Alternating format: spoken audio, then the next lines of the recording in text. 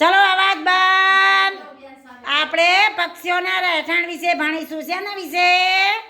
પક્ષીના રહેઠાણ વિશે. ચલો બાળકો, પક્ષીનું રહેઠાણ. ચલો, તમે પક્ષીનું માળો જોયો છે? ચકલી બેન ક્યાં માળો મૂકે?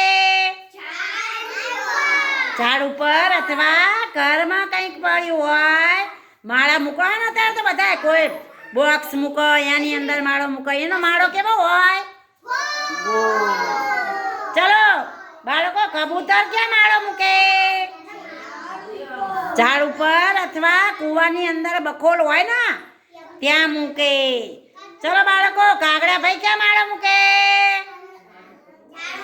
ઝાડ ઉપર. તમે માળો જોયો કાગડાનો? એનો માળો કેવો હોય? કાંટા. એનો માળો કાંટા, લાકડા એવું નાની નાની વસ્તુ ભેરી કરીને એ માળો બનાવે અને એમાં એના બચ્ચા મૂકે. તમે બધાએ માળો જોયો ને? ચકલી, કાગડો, પોપટ, મોર.